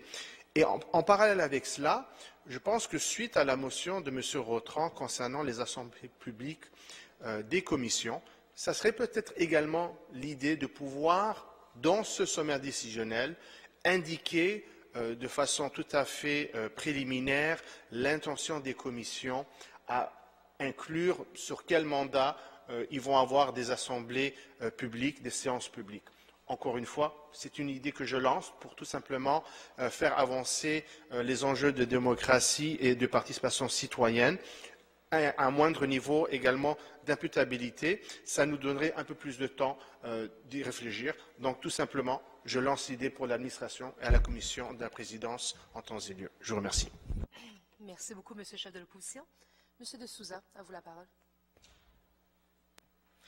Merci, Madame la Présidente. Madame la Présidente, mon commentaire est sur 30.01, c'est le plan d'action de vision zéro décès blessés graves. Donc, à cet égard, je souligne que la vision zéro a résulté d'un plan d'action qui a été prise par l'administration précédente. Et puis, je suis content de voir que l'administration actuelle continue dans le sens où, en 2016, avec mon collègue Salam, il y avait eu le lancement de la stratégie tendre vers le zéro mort et les zéro blessés graves. Et lors de l'annonce lui-même, il y avait 9 actions qui étaient annoncées, dont les mesures ciblées pour les endroits qui étaient problématiques, des endroits comme le feu à décompte, les réaménagements des passages inférieurs, et aussi une volonté qui a été exprimée de revoir à court terme les intersections jugées les plus dangereuses. Donc, un des premiers exemples de cette réflexion, Vision Zéro, fait mise sur pied une consultation, et cette consultation a eu lieu en 2017 par la Commission de transport et de travaux publics qui avait fait une consultation, fait des pistes de réflexion et des actions que visiblement sont dans votre plan 2019. Mais à l'époque, je m'en souviens très bien qu'en septembre 2017, le comité exécutif avait répondu à tous les ensembles des recommandations et ils ont dit oui, on va mettre ça en œuvre le plus rapidement possible. Où je suis je reste un peu sur mon appétit et la mise en application suite en septembre 2017. Il y avait eu pleinement des occasions où on avait la possibilité d'aller plus loin pour sécuriser des rues. On aura acquis ce travail avec beaucoup de plaisir. Tout était disponible pour le faire, Madame la Présidente. Les intersections dangereuses sont connues. Les actions à mettre en place qui a été identifié dans la consultation. Mais on trouve aujourd'hui, avec un plan d'action, et je vois que, nonobstant que vous avez 60 recommandations, il y a peu d'actions concrètes qui ont été prises pour sauver les vies. Certaines des recommandations qu'on se trouve dedans sont juste une réédite comparable à celles qui étaient présentées dans le rapport de 2017. D'autres ne sont que les engagements ne sont dans aucun sens des actions, mais c'est purement un genre d'énoncé de concertation, du get-together et d'autres. Je sais je lis déterminer des cibles à atteindre et se doter d'outils d'évaluation. Pour moi, dans un sens, Madame la Présidente, quand je garde ce plan d'action, et dans le plan d'action que moi je vais présenter, et je vais soulever ça en maintes reprises en cette enceinte, il y avait toujours eu des cibles, des objectifs clairs et mesurables, des budgets, des outils d'évaluation qui nous a permis de voir en amont qu'est-ce qui a été ciblé, dans quelle année, quel est l'argent consacré à ça, qui va faire ça et par quels moyens on peut mesurer ça. Et je trouve que dans le document qui a été devant nous, pour autant qu'il y a des meilleures des intentions, mais il manque ça. On sait très bien que we know very well that the road to hell is paved with good intentions. So good intentions are not just enough, Madame la Présidente. We need to have concrete places of action. And if the administration needs examples, I'll invite them to go and look at other plans that I've worked on in the Plan de Développement Durable, where exactly that was done. Clear strategies, and we had dates, responsibility as to when they would be done, which is something that's clearly lacking. La grande majorité entre elles ne sont d'aucun échéancier. Soit un échéancier si flou qu'on demandait si effectivement on va le faire. Et pour cette raison que je vois que l'horizon pour cette plan de vision zéro, c'est un horizon de 2050 dans le document, 2040 dans le document déposé. 2040, on se pose pourquoi 2040? Est-ce qu'on ne peut pas, dans un plan de 3 ans, accélérer ces projets-là pour qu'on peut réaliser réalistiquement dans un délai de 3 ans pour qu'on peut déjà commencer à sécuriser des rues. On voit que dans les autres villes, il y a beaucoup plus d'ambition de mettre en place la vision zéro et je me questionne pourquoi. Par exemple, Toronto, Ville de Toronto a un plan d'action qui est bien plus complet. Donc, je donne ça comme exemple avec l'objectif d'offrir des suggestions constructives à mes collègues, pour qu'on peut refaire ou revoir par quels moyens ce plan pourrait être amélioré et qui pourrait être bénéfique pour nous tous. Juste à dire mieux faire ça ou faire mieux ça, pour moi, ce n'était pas un changement de paradigme. Si on veut et si la mairesse est sincère en avoir zéro déchet, zéro décès, je vous avoue qu'il faut avoir quelque chose de beaucoup plus solide. Des actions, il ne manque pas. On peut avoir ajouté des corridors piétonniers, on peut installer des détecteurs automatiques lumineux, on peut mettre en place feux de circulation, on peut sécuriser X nombre des intersections par année. Il n'y a pas de manque des choses. Mais en même temps, je trouve que dans le plan lui-même, pour autant qu'il n'y a pas des actions mentionnées qui ont déjà été qui devraient se figurer là-bas, il y a d'autres actions pour lesquelles on propose des projets pilotes pour lesquels les projets pilotes ont déjà été faits. Je cite en item 3.7, on parle d'une signalisation, d'un marquage simple, clair, durable, permettant aux usagers de bien comprendre le message. Ici, ils disent l'engagement de la Ville, augmenter la taille des plaques autonomiques, nom de rue et standardiser la position, afin de les rendre plus visibles. Projet pilote en 2019 dans Laurentien La Chapelle. Si les résultats concluants mettent en place un programme de remplacement en 2020. Madame la Présidente, I've already, over a year, given to my colleague Caldwell a project pilot that was done by the Center City in our community, where it was pretty clear, it was deposited, and for which we don't have to do another project pilot. We've already got one done. The results are there. Senior citizens have said, yes, we prefer the large signs, we prefer these colors, we like these fonts, it's clear for us, and we are able to see it, so that we don't have to go up to the intersection and cause an accident. So that's an example of trying to redo something that's already been done, and I invite my colleagues to perhaps take into account the work that has been done and move on with what is done, rather than redoing the whole work over. Je pense que, Madame la Présidente, j'invite ici que c'est un document, j'attends un document qui est plus concret. Et puis, je pense que en avoir un document plus complet, on aussi peut avoir l'imputabilité. Parce qu'en avoir des items qui sont plus clairs et plus identifiables, plus mesurables, on peut bien saisir qu'est-ce que nous, soit au niveau local, au niveau d'arrondissement, ou au niveau des divers services centraux, qu'est-ce qu'on avait accompli. Si effectivement on n'a pas un plan d'action qui est solide et qui peut être très détaillé, comment est-ce qu'on peut tenir ou peut garder l'imputabilité qui est essentielle dans ce dossier-là. Donc, il y a des exemples. Je peux juste, en terminant, offrir un exemple. Qu'est-ce qu'on peut améliorer, Madame la Présidente, à ce document? Vous voyez que dans le plan d'action, il y avait eu une des recommandations de la commission qui a siégé entre les véhicules lourds et personnes vulnérables. Et cette recommandation 7 a dit ceci: lors des projets de construction immobilière, rendre l'émission d'un permis conditionnel à présentation par le promoteur d'un plan de livraison conforme aux objectifs de la vision zéro. Okay? L'administration précédente avait mandaté la SIVT pour circonscrire la notion d'un plan de livraison, puis d'élaborer des critères d'analyse des demandes pour offrir les permis aux promoteurs avec la vision zéro en tête. Étant donné ce mandat, je suis étonné que cette recommandation et l'amélioration continue de ces critères ne se trouvent pas dans le programme 2019. Et ça, c'est juste un deuxième exemple que je vous donne. Il y a encore, il y a un intérêt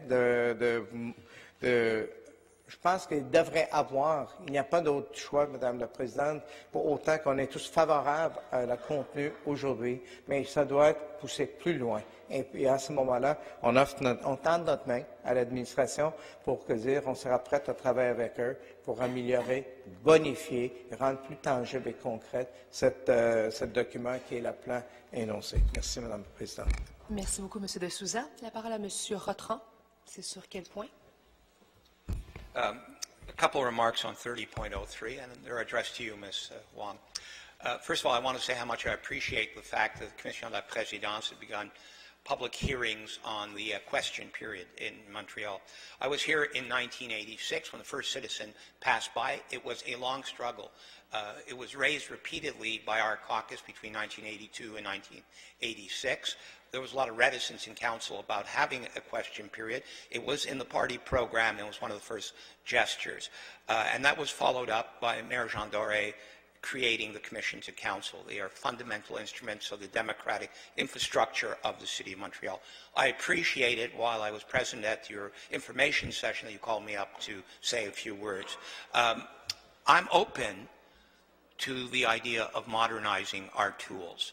When the question period was first formed and the commissions were first formed, there was very little in the way of access to the elected officials. Technology has changed, and we have new instruments as well, everything from borough councils to a charte montréalaise des droits et responsabilités. we had a citizen summit in 2002, which was extremely successful. Might be time for another one, who knows? But however, there's been an empowerment of citizens in different ways. But however, I'm sure, Madam President, you share my disappointment that despite a bylaw that clearly obliges the bulk of our commissions to meet 4 times a year in public, 2018 was a banner year for what not to do. There were so few meetings. If it wasn't for Richard Deschamps and his good work at the Finance Commission, the 11 commissions of the City Council would have met something like, if I'm doing this from memory, a grand total of 18 times in public, whereas in the City of Toronto, the committees of council don't have any problem at all meeting 10 times a year in public, publicized at the beginning of the year on the city's website. Having said that, I invite the Commission on la Présidence to broaden its mandate. I hope the issue of the question period is not the only subject that will be a public subject this year. There's room for much more. In fact, I would suggest that the bulk of private meetings of all the commissions, there is no reason to keep those private. In most of them, the matter discussed is matter that could easily be discussed in public as a public working session. These are things that I think should be considered, as should other technological tools in the same way that you're talking about the question period. I looked at the agenda for 2019. I'm slightly more hopeful than 2018. But like Mr. Perez said in his intervention, there's no guarantee that these meetings will be actually public meetings that give citizens access and the ability to participate. I think the President has the prime role of all of us here in the Council to assure the vitality of our democratic institutions, and the Commission on la Présidence would seem to me to be the proper place to find a way to at least begin a debate. I'm open to other institutions, such as in my motion, which will be debated a bit later, playing a role as well.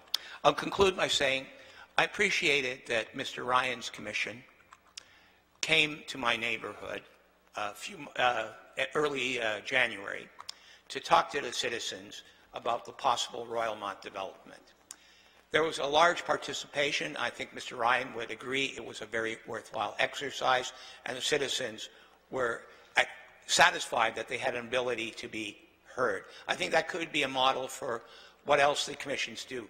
Certainly going into the neighborhoods with itinerant meetings I think would be important, and it could give new meaning to the commissions. I invite you, Madame President, to take a certain leadership in this and to assure minimally that our commissions, for which members are paid, meet the bylaw requirements of this Council. Merci beaucoup. Merci, Monsieur Rotron. La parole à Monsieur Cadwell. Monsieur le chef de l'opposition. Merci, Madame la Présidente. Sur le 30.01, j'aimerais d'emblée, je pense, énoncer une évidence. Tout le monde dans cette Chambre tient la sécurité de tous les citoyens et citoyennes à cœur. Tout le monde est préoccupé sur les enjeux de sécurité afin d'éviter les décès.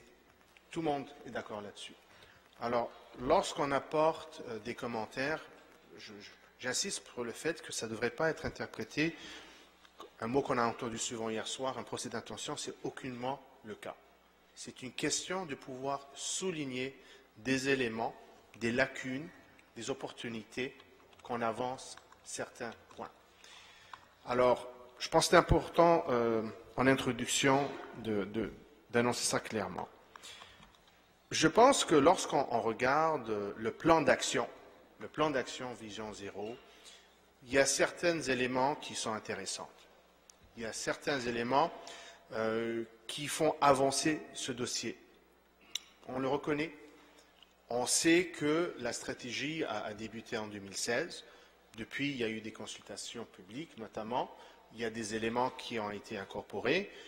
Nous-mêmes, indirectement, on a contribué récemment comme opposition avec nos motions, notamment sur les feux rouges et sur les barres latérales. Je pense qu'on peut dire que ça a au moins encouragé, pour ne pas dire pousser un peu l'administration à les inclure à l'intérieur. Je ne dis pas qu'il n'y avait pas peut-être déjà une intention, mais disons, on a ajouté un peu de pression, ce qui est une bonne chose pour justement incorporer ces éléments-là. Mais comme l'a mentionné mon collègue, M. De Souza, lorsqu'on vient à un plan d'action, on veut des gestes concrets, mesurables, pour lesquels on puisse dire, à la fin de l'année, où est-ce qu'on en est rendu, à la fin de 2019 ou au milieu de 2020. Et sur beaucoup des engagements qu'on a dans le plan d'action Vision Zéro, on a beaucoup d'engagements sur les moyens à venir et non sur les résultats. Il y en a sur des résultats, je ne dis pas qu'il n'y en a aucun. Mais lorsqu'on regarde, il y a plusieurs sur justement les engagements sur des choses à venir. Par exemple, le 2.1, alors engagement de la ville, ça concerne les actions pour changer les mentalités et la façon de faire. Engagement, former 3 groupes de travail responsables des thématiques suivantes en 2019, la traversée de la rue, les véhicules lourds, la gestion des vitesses. Pour moi, c'est un engagement qui dit on va continuer à faire évoluer la chose.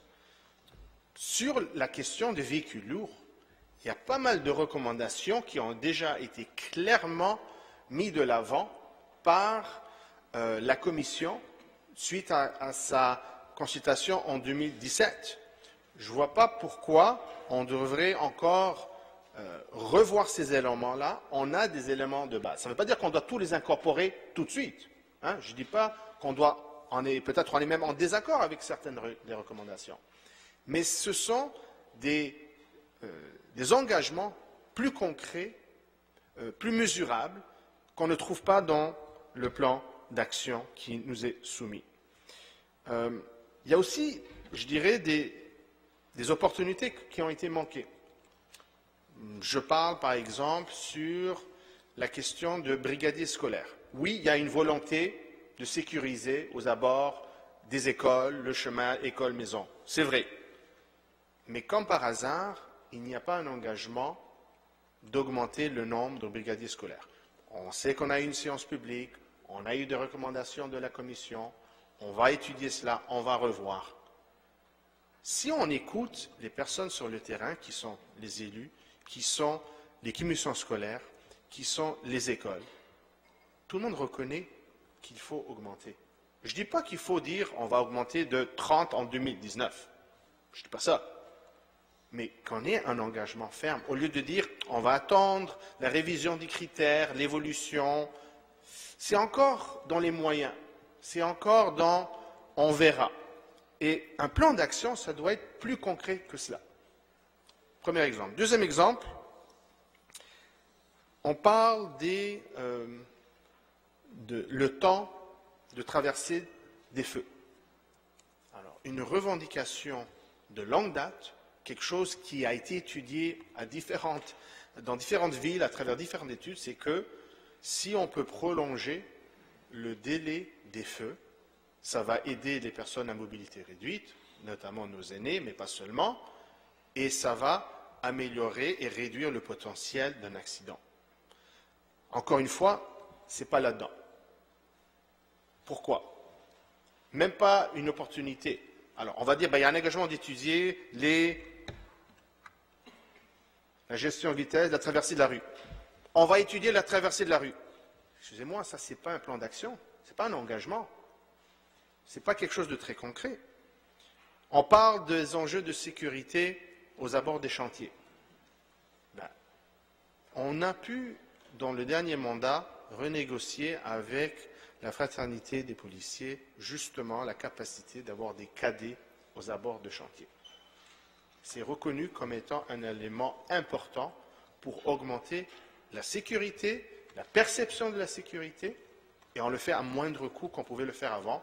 On reconnaît à quel point on a pu sauver au-delà de 6 millions de dollars par année, rien que sur ces éléments-là. Et pourtant, l'automne dernier, suite à une recommandation du SPVM, l'administration a été d'accord de les retirer des abords des chantiers. Ce n'est pas là-dedans, ce n'est pas dans le plan d'action.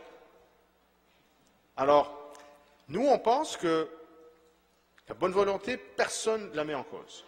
Il y a des éléments qui sont intéressants. Il y a des éléments qu'il faut étudier. Mais quand même, il y a des exemples très concrets, très réalistes, qui ne sont pas là-dedans. Et on s'explique mal pourquoi. On sait à quel point que ce sont des éléments que vous connaissez, ce Ce sont des points que, dans le passé, vous-même, vous avez lutté pour incorporer, et là, ce n'est pas inclus. Alors, on se pose la question, on va continuer à revenir sur ces enjeux-là, on va continuer à talonner, on va continuer à mettre de la pression, poser des questions, et on va pouvoir toujours travailler ensemble dans nos arrondissements respectifs. Alors, moi, je pense que les propos de M. De Souza, ils nous rejoignent. Je voulais apporter des éléments concrets, parce que ça commence à tarder. On est déjà en mars 2019. Ça fait plus d'1 an qu'on entend parler. Il y a finalement le plan d'action. Bon, il y a quelque chose avec quoi on peut travailler. Mais ce qu'on dit, en gros, c'est qu'il manque un peu de chair autour des os. Et on pense qu'on peut aller de l'avant, vous pouvez aller de l'avant, et on va continuer à élaborer et suggérer des opportunités à cet égard. Je vous remercie. Merci beaucoup, M. le chef de l'opposition. M. Caldwell. Oui, comme je vois personne au tableau, ce serait donc en droit de réplique sur le 30.01. Parfait. Allez-y. Très content de pouvoir faire ce débat ici en cette Chambre. Je remercie M. De Souza et M. Pérez de leur intervention. Et j'annonce d'emblée que s'il y a un thème où cette administration veut être challengée, c'est bien le plan d'action Vision Zéro. C'est effectivement quelque chose qui nous rassemble, c'est un objectif commun que l'ensemble de la communauté montréalaise s'est donné, que d'abaisser le bilan routier. Dans cet exercice de plan d'action de Vision Zéro, on est allé chercher l'ensemble des partenaires, les représentants des piétons, des cyclistes, des automobilistes, des camions, de l'industrie du camion, des camionneurs, du transport en commun, du bureau du taxi, l'ensemble des corps publics, arrondissements, Québec, Ottawa, la SAQ, la direction de la santé régionale, la direction régionale de la santé publique, qui ont changé de nom pour m'amêler, la santé publique, bref, les représentants des usagers vulnérables, on parlait d'accessibilité universelle. Donc, il y a dans ce plan un engagement, pas que de la Ville, mais de l'ensemble des partenaires à prendre des actions communes et concertées. Parce qu'on doit réaliser que la Ville n'a pas toutes les solutions. Et je vais, si vous me permettez, Madame la Présidente, je vais distribuer une carte qui a été fondamentale pour moi et qui vient expliquer une bonne partie de la démarche. Je ne sais pas si on peut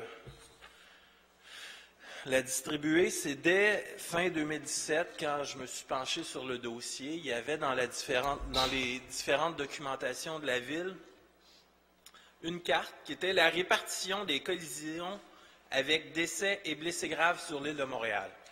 Parce que j'ai entendu M. De Souza dire « on les connaît, les intersections dangereuses, il s'agit de régler le problème à ces intersections ». Je veux que cette carte-là soit distribuée et l'ensemble des points, c'est des lieux où il y a eu des collisions avec décès ou blessés graves. Il y en a tout partout. Et ce qui fait la différence entre une collision avec un blessé grave et une collision mortelle, c'est souvent quelques facteurs de contexte qui font en sorte que soit c'est un blessé grave ou un accident. Donc, l'approche Vision Zéro fait le pari d'une approche systémique plutôt que ponctuelle. C'est-à-dire qu'il faut étudier toutes les causes de ces collisions-là et amener des correctifs de façon systémique sur l'ensemble du territoire parce que l'obsession, ce n'est pas de réparer une intersection où il y a un problème. L'obsession, c'est de prévenir le prochain accident. Et pour ça, il faut bien comprendre les causes. Et parfois, la même intersection, il peut y avoir pour 3 accidents ou 3 collisions, 3 causes différentes. Donc, ce n'est pas en se concentrant sur le lieu, mais c'est en se concentrant sur les causes qu'on peut vraiment être efficace. Et pour ça, tous doivent faire partie de la solution. On doit tous partager le fardeau, mais tous partager la solution. Et j'en reviens à ce plan d'action. Donc, de dire dans ce domaine-là, les quick fix, les solutions faciles, les beaux discours ne donnent rien. Ce qui compte, c'est une approche rigoureuse, systémique, où on développe des solutions, on les évalue, on les critique, on regarde leur efficacité, on les réévalue, on amène encore des meilleures solutions. C'est un combat de longue haleine, c'est un combat qui doit nous mobiliser le meilleur de nous-mêmes et le plus de rigueur et toute la rigueur dont on est capable. C'est pour ça que cette administration a décidé de mettre en place une équipe dédiée de professionnels sur la sécurité routière pour suivre l'ensemble des actions du plan d'action, pour les évaluer, évaluer l'impact, évaluer l'efficacité, les réajuster et en proposer de nouvelles. Ce plan d'action sera un plan d'action dynamique, où on saura se réajuster au fur et à mesure, parce que ce qui compte, ce n'est pas l'attrait d'une annonce sur un élément de la sécurité routière. Ce qui compte, c'est les résultats. Vision zéro, c'est les résultats, et c'est là-dessus que je vais vouloir qu'on nous challenge, parce que c'est un travail de fond qu'on ne lâchera pas. Sur les actions, quand même, j'invite tout le monde à lire ce document. Rappelons qu'il y a quand même quelques actions très claires où on fait là ce qu'il y a de mieux qu'on peut faire. Ce qu'on peut faire de mieux, on le fait. On va l'évaluer, puis on se réajustera pour faire encore mieux l'an prochain. Donc, l'équipe dédiée. Je rappelle, bien, oui, et je souligne le fait qu'en 2016, il y a eu une déclaration de la Ville comme quoi on adoptait l'approche Vision Zéro.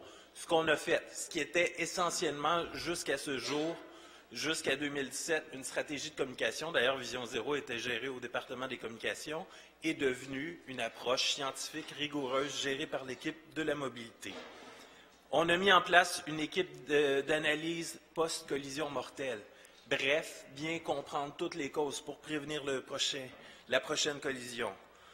Le programme de sécurisation des écoles, des livrables très clairs, très attendus dans ce plan d'action.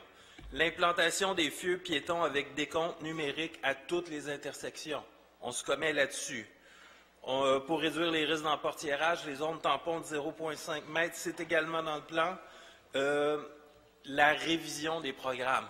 À l'automne dernier, ce qu'on a dit dans tous nos travaux, dans tout ce qu'on fait de façon systémique sur l'ensemble du territoire, sera intégrée l'approche Vision Zéro où la configuration des intersections, le type d'aménagement viendront répondre à ces impératifs de sécurité.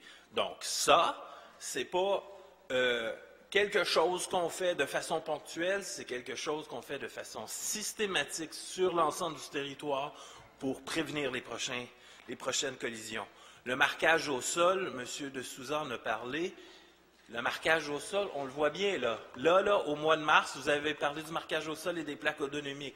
Le marquage au sol, on le voit bien au mois de mars, il est beaucoup moins efficace que quand les lignes viennent d'être repeintes. Donc, on doit s'améliorer là-dessus. Il y a un travail de fond de recherche qui est fait. Vision Zéro, ce plan d'action, et c'est peut-être un élément qui s'est perdu, donc je suis content de pouvoir le rappeler à l'ensemble de cette Chambre, c'est un plan d'action qui sera dynamique. Et l'offre que vous nous avez faite de venir bonifier ce plan d'action, de participer à ce plan d'action-là, on l'accepte de bonne grâce.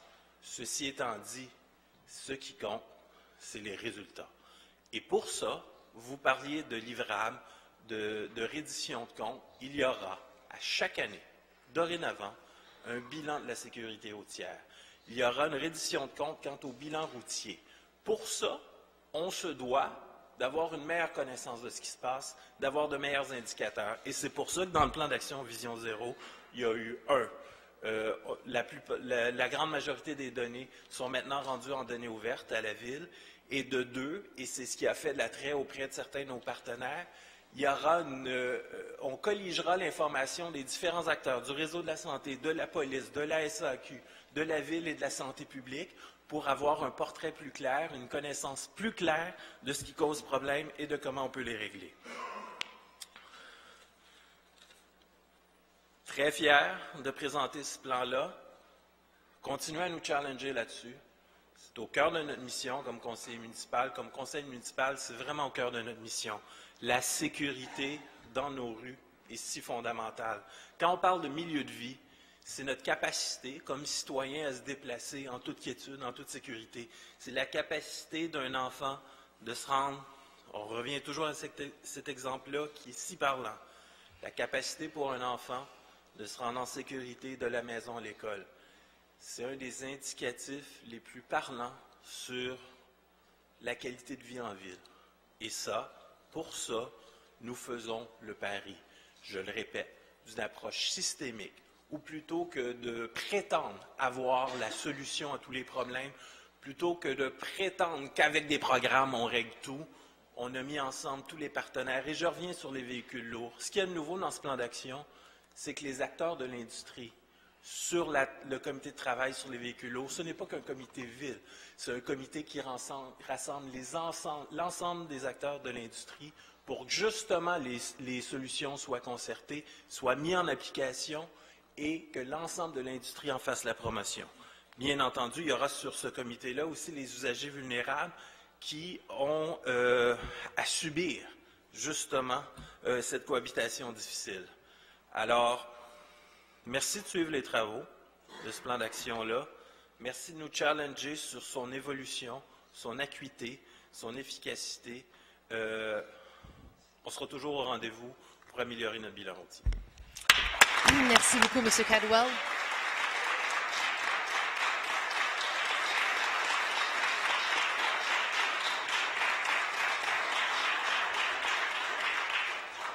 Merci beaucoup, M. Cadwell. Alors, ces points sont adoptés. Monsieur le leader de la majorité, nous poursuivons avec l'ordre du jour. Absolument, Madame la Présidente. Et nous sommes toujours dans l'agglo, au chapitre 80, et nous arrivons au chapitre 42. Je vais proposer de réunir les items 4201 à 4205. Et pour M. le greffier, je précise que, naturellement, je suis appuyé par le président du comité exécutif. Alors, en 4201, c'est l'adoption d'un règlement autorisant un emprunt de 60 millions afin de financer les services professionnels d'ingénierie et les travaux pour la construction des conduites d'eau principales visant à desservir les réseaux de La Chine et d'Orval. En 4202, c'est l'adoption d'un règlement modifiant le règlement d'agglomération sur la subvention à la modification du raccordement du service électrique de certains bâtiments. En 4203, on adopte un règlement autorisant un emprunt de 30 800 000 $ afin de financer le remplacement de véhicules et d'équipements. En 4204, on adopte un règlement autorisant un emprunt de 1 million afin de financer le remplacement d'équipements mécaniques spécialisés. Et en 4205, c'est l'adoption d'un règlement sur les subventions relatives au programme Investissement durable, volet bâtiments industriels durables. Merci, Monsieur le leader. La parole à Monsieur de Souza. Merci, Madame la Présidente. Madame la Présidente, ma question était sur 4201. On constate dans le dossier que nous avons les coûts pour compléter l'ensemble de travaux. Le montant total du projet, qui était anciennement 149 133 000, a été augmenté jusqu'à près de 193 millions de dollars. J'aimerais bien savoir si on peut avoir déposé l'information qui nous indique qu'est-ce que cette augmentation dans les coûts fait aux vannes du projet et est-ce que le projet est encore justifiable. Merci, Madame la Présidente. Et si ça pourrait déposer au Conseil, ça va être apprécié. Merci, M. de Souza. M. Baudry, à vous la parole. Et c'est pour le 4205, vraiment un programme d'attraction très intéressant et longuement entendu par l'industrie. Notre programme de bâtiment industriel durable, tout le monde se rappellera l'ancien PRAM Industrie qui n'est plus effectif depuis quelques années, mais qu'on continue quand même à décaisser pour d'anciens projets. Aujourd'hui, on arrive avec une nouvelle mouture de ce projet,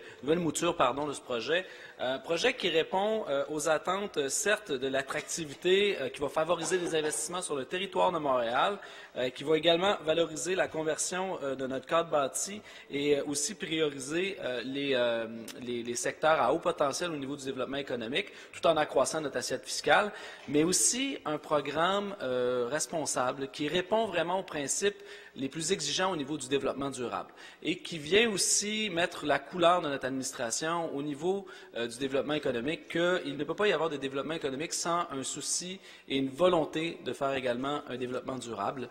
Dans le cadre de ce programme-là, c'est un maximum d'1 million de dollars par année sur une période de 5 ans qu'une entreprise industrielle pourrait recevoir pour la construction ou la rénovation d'un bâtiment industriel dans un secteur prédéterminé, un secteur d'avenir, un secteur à haut potentiel. Et nous lui exigerons d'avoir à tout de moins une certification LEED, une certification qui pourrait aller jusqu'à carbonette zéro dans le cadre de nouveaux bâtiments. En envoyant ce message-là que oui, Montréal, on veut être prêt au développement, on est ouvert à l'arrivée de nouvelles industries sur notre territoire, mais ça ne se fera jamais au détriment du développement durable. Alors j'invite tous mes collègues à voter en faveur de ce point. Merci. Merci, M. Baudry. M. Ouellet. Alors, merci, Monsieur le Président. Donc, en droit de réplique pour 4201. Donc, il faut savoir que depuis le début de ce projet-là, qui inclut la modernisation des usines d'Orval et Lachine pour un minimum de 10 ans, et aussi, évidemment, leur connexion, donc l'ajout de plusieurs conduites principales pour éventuellement les fermer. Il faut savoir qu'il y a une analyse de risque qui a été faite par le service de l'eau et qui était disponible, en fait, avant même là, que je sois élu, que je sois responsable au niveau du service de l'eau. Et dans le fond, ce que l'analyse faisait en sorte, c'est qu'on analysait les différents scénarios avec des risques qui sont évidemment dans les deux cas. Et la décision optimale, en fait, il y a même eu 2 études, c'était vraiment de dire, regardez, on va fermer, on va rénover, mais on va les fermer à terme, parce que justement, ça a une meilleure valeur économique. Et ce n'est pas uniquement au niveau de valeur économique, mais c'est surtout que on augmente de beaucoup la résilience du réseau de l'Ouest. Et c'est pour ça, en fait, que ce projet-là est intéressant, parce qu'on a fait le bouclage de l'Est. On a fait également le bouclage de l'Ouest avant ça, et ça coûtait quand même extrêmement cher, et c'était uniquement pour du bouclage. Alors que là, en fait, ce qui est intéressant, c'est qu'on a un 2 pour 1. C'est-à-dire que, oui, on fait du bouclage du dernier secteur, donc l'équivalent du secteur du sud-ouest qui n'était pas encore bouclé, mais en plus, ce faisant, on est capable de fermer nos 2 plus petites usines et éviter des investissements majeurs, et aussi, par la suite, éviter des coûts d'opération récurrents dans le temps. Donc, à partir du moment qu'on a pris cette décision-là, on l'assume jusqu'au bout, parce que déjà là, si on n'avait pas pris, il y a certains investissements qu'on a décidé de ne pas faire dans les usines de la Chine et de Dorval, sachant que ces décisions-là ont été prises. On ne peut pas revenir en arrière, et la prise de risque a été faite tout en même temps, tous les scénarios confondus. Donc, c'est sûr que si on revient, si on se repousse dans mais là, on se ramène à aujourd'hui, donc il y a des années qui ont passé, il y a l'inflation, mais les risques sont associés. Donc, au fur et à mesure que ce projet-là avance, évidemment, on passe d'une classe D, éventuellement, on va passer à des classes C, B et A. Évidemment, le projet se raffine, les montants aussi se raffinent au fur et à mesure. Au niveau des règlements d'emprunt, étant donné que c'est un projet quand même à longue haleine, on ne veut pas faire tout de suite un règlement d'emprunt pour l'ensemble du projet, pour éviter de bloquer au niveau des finances l'argent au niveau de Montréal. Donc, on y va par première phase. Et au fur et à mesure que les besoins vont se faire sentir, il va y avoir à la suite d'autres règlements d'emprunt. Ceci étant dit, étant donné que tous ces projets-là vont être en appel d'offres éventuellement, on ne veut pas spécifier de façon très précise quel est chacun des champs budgétaires à l'intérieur de ce règlement d'emprunt-là pour justement être capable de ne pas montrer notre jeu avant qu'on aille en appel d'offres. Donc, voilà. Donc, écoutez, on va de l'avant avec les études qui étaient prêtes sous votre administration, qui, en fait, juste pour la petite histoire, bon, Mme Rouleau n'est plus avec vous, mais tous les documents, même le PTI qui était préparé par le service des finances à mon arrivée, incluait déjà le fait qu'on allait fermer les usines de Dorval et Lachine. En fait, il y avait même annulé certains projets.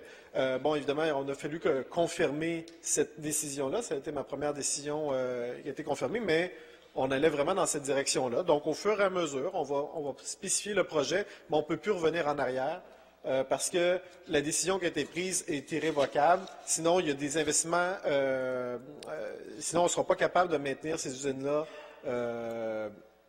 pour plus de l'espérance de vie.